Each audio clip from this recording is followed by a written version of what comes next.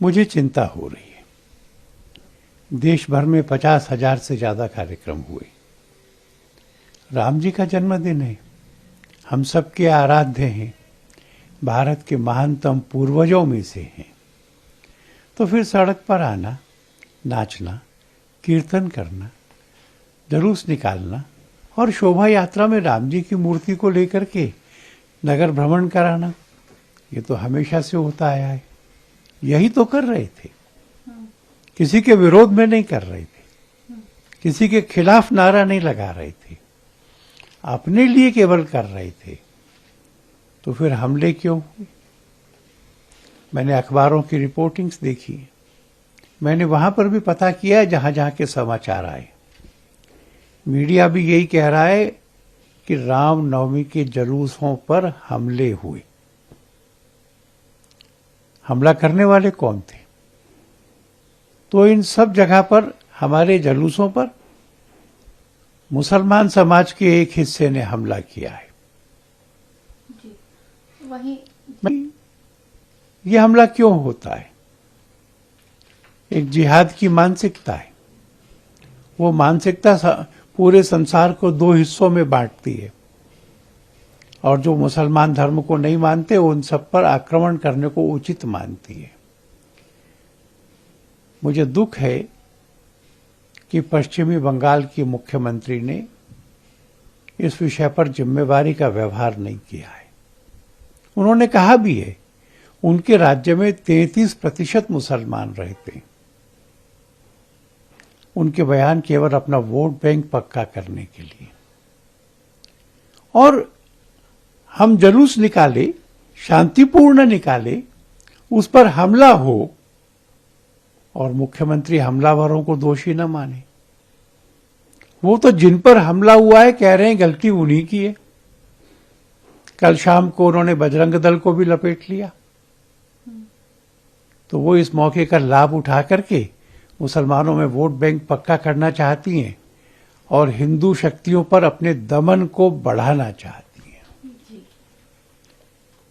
उनके लिए महंगा पड़ेगा। पूरे हिंदू समाज को नाराज करना, मुसलमानों की तरफदारी करना, इसके बावजूद कि हिंसा वहीं से हुई है, उनको जनता क्षमा नहीं करेगी।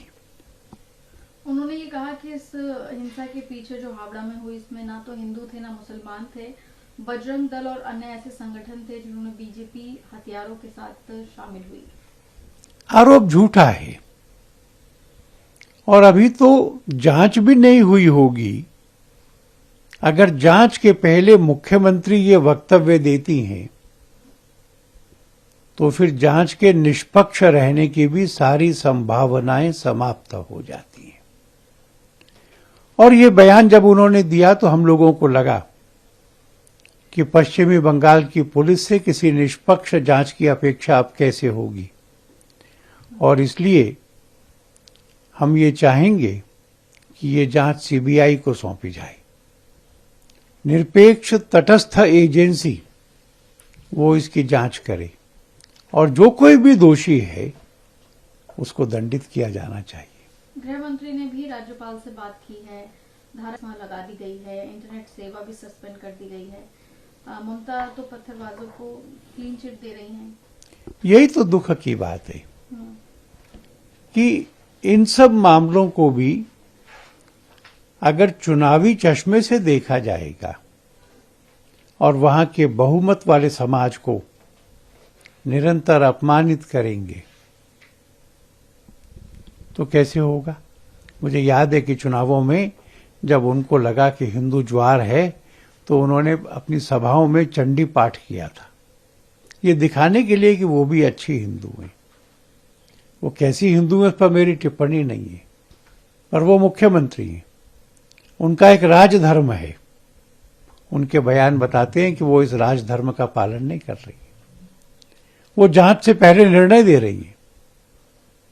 बजरंग दल देशभक्तों का दल है, वो इस प्रकार के दंगों में भाग नहीं लेता, वो इस प्रकार के आक्रमणों को शुरुआत नहीं करता। हाँ, ये ठीक है, आक्रमण होगा तो प्रतिकार करेंगे, हमारे युवक भी करेंगे। आत्म सुरक्षा के अपने अधिकार का उपयोग करेंगे। पर हमने शुरू नहीं किया। हमने समाज के बचाव में कुछ किया होगा तो मैं अपने नौजवानों को दोष नहीं दूंगा, उनकी प्रशंसा करूंगा। जी, वहीं जो गवर्नर हैं उन्होंने भी कड़ी चेतावनी दी है कि हनुमान ने धर्म की रक्षा के लिए लंका में आग लगाई थी, लेकिन जो लोग अधर्म के लिए आग का सहारा ले रहे हैं उन्हें आग निगलने के लिए मजबूर किया जाएगा। मैं समझता हूं कि ये बयान उन सब लोगों के लिए है जिन्होंने दंगा भड़काया था, पर राज्यपाल को कहना पड़े ऐसी नौबत क्यों आई। मुख्यमंत्री ने बढ़कर ये नहीं कहा कि जो भी दोषी होगा उसको करेंगे। इस तरह से लगातार हिंदू समाज की प्रताड़ना ये उनका स्वभाव बन गया है और मैं विश्वास करता हूं कि हिंदू समाज चुनाव के अवसर पर भी इसका उत्तर देने की तैयारी रखता है। जी, वहीं बीजेपी क्या कहेंगे आप, कितना सहमत हैं इससे? मैं ये जरूर कहूंगा कि दीदी के राज में कानून और व्यवस्था ध्वस्त हो गई है। तृणमूल के गुंडे और बाकी माफिया और जिहादी तत्व, इन सब का मिला करके नंगा नाच हो रहा है। इस सरकार को अपने कर्तव्य का पालन करना चाहिए, उसमें विफल हो रही है। सर, इसके साथ ही गुजरात, राजस्थान, महाराष्ट्र जैसी जगहों पर भी हिंसा देखने को मिली है इस दौरान, और अगले दिन तक रामनवमी के बाद भी ये हिंसा जारी रही है। क्या कहेंगे आप? मैं कहूंगा कि वहां की सरकारों से भी हमारी अपेक्षा यही है। रामनवमी के जुलूस पे जिन लोगों ने हमला किया उनको बख्शा नहीं जाना चाहिए। पर मुझे दिल्ली से भी शिकायत है।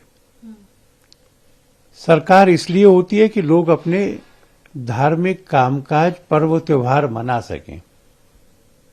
दिल्ली में जहांगीरपुरी ने पुलिस में शोभा यात्रा क्यों नहीं निकालने दी? निकाली गई। इससे 100 मीटर में निकाली गई, जहांगीरपुरी में नहीं जाने दिया। 100 मीटर की यात्रा नहीं होती है। राम जी सारी बस्ती के भ्रमण के लिए जाते हैं, यह शोभा यात्रा होती है। और ये जो रोक हुई है इससे जिहादी तत्वों को प्रोत्साहन मिलेगा। मैं जहांगीरपुरी में पुलिस की इस कार्रवाई से सहमत नहीं हूं।